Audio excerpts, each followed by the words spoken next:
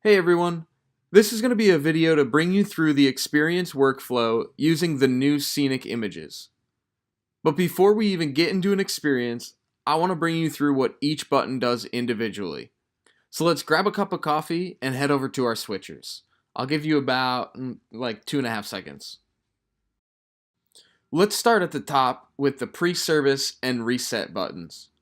These buttons both operate and do exactly the same exact thing as they used to do. When you walk in the door on a Sunday, we recommend hitting Reset, Enter, followed by Pre-Service, Enter. This helps assure that you are set up for an experience and that all the stuff that goes on under the hood gets reset and ready to go. In between each experience, we recommend hitting Pre-Service, followed by Enter once again to make sure that everything is loaded back where it needs to be for the beginning of the next experience. Next, let's hop down a row and talk about the new row of buttons that we're calling Scenic Hotkeys. These Scenic Hotkeys come with a feature that we just learned about.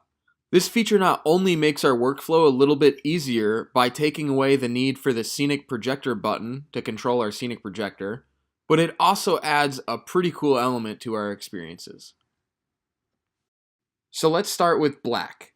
It's pretty self-explanatory, but when you hit the black button, it will fade the scenic screen to black. Next, let's talk about the Pro Tools button. This is another pretty self-explanatory one, but when you hit the Pro Tools button, Pro Tools will show on your scenic screen. The 180 button puts the 180 image onto the scenic screen. In the message button, we have an additional feature that I want to point out. When you hit this button, not only does it apply the message image, but it also fades our side projector layer to take whatever is on preview and fade it to program. We'll touch back on this when we talk about the experience workflow. Next is the close button, which applies the close image to the scenic screen. And finally, the switch button applies your switch image to the scenic screen. Lastly, let's hop over to this baptism button really quickly. This button isn't necessarily a scenic hotkey, but we thought it was necessary to have on the switcher.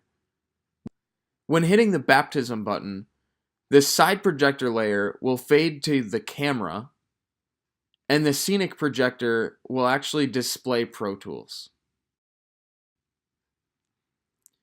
When baptisms are done, to get back to normal, just fade your T-bar on the side projector layer so that Pro Tools is now back in your program. Now that we know what each button does, let's start at the beginning of an experience and run through each transition start to finish. Let's start from the moment that you walk in the door on a Saturday night or Sunday morning. Before rehearsal even starts, let's hit Reset, followed by Enter, and then Pre-Service, followed by Enter as well. Now you have ProPresenter in your program, Pro Tools in your preview, and both your scenic and center layers are set to black, but are both ready to flip to program.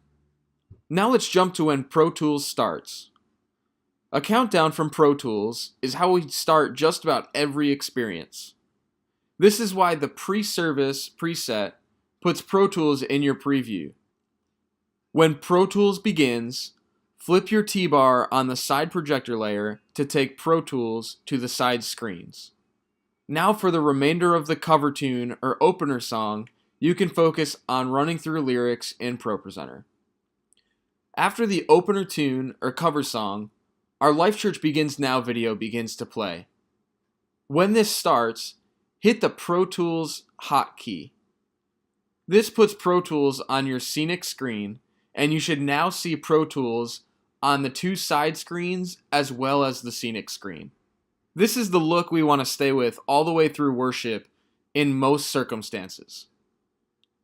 So once you're here, you can shift your focus to lyrics in ProPresenter and just keep an eye on the Pro Tools video to make sure it's running smoothly throughout worship. As the last song of worship comes to a close, we have 5 things that need to happen. And before I go into this, I just want to point out that every campus likes to do this in a slightly different order and a little bit different timing, which we think is great. But for this purpose, I'll use the process that we find most appealing, but feel free to make this your own. The first thing that we have to do is hit the black hotkey. This will fade our scenic screen to black. As soon as the scenic screen is black, you can start to move your center screen down by hitting the down button on the screen control. After you've hit that down button on your screen control, hit play on an appropriate slide in ProPresenter so that we're ready to fade to that whenever we would like.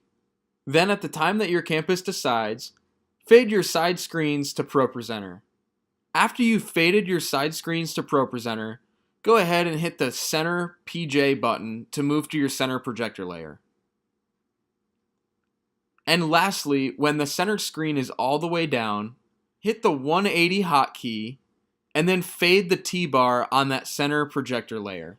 We're now fully set up for our 180, and all we need to do to get set up for our message is make sure that we're on our side projector layer and that we have our correct source, whether that be satellite, KeyPro 1, or KeyPro 2, in our preview bus. Next, we're going to transition into the message. When the stage communicator tosses to the message, hit the message hotkey and focus on starting your backups. And let's just talk quickly about what just happened when you hit the message hotkey. Not only was the message graphic applied to the scenic screen, but the side projector layer also auto-transitioned whatever source was in our preview into our program. This is why it's so important to make sure that you have the correct source in your preview before you hit this button. Next is our transition back to the campus during the call to Christ. For this transition, we just need to put ProPresenter in our preview on the side projector layer and flip the T-bar to take ProPresenter to program. After the call to Christ, when we're celebrating, hit the close hotkey, and then you just need to focus on following the stage communicator in ProPresenter. At the end of the service, when people are leaving, hit PreService followed by Enter. I also like to hit the black hotkey here. This brings my attention back over to the left of the switcher so that everything runs left to right during the experience. It also reassures me that all the images and masks have been taken off and that we're ready to flip to Pro Tools using the Pro Tools hotkey. I hope you guys enjoy the new feature and get a chance to play around with it. We're excited to see how God can use something like this to change lives, because we know whoever finds God finds life.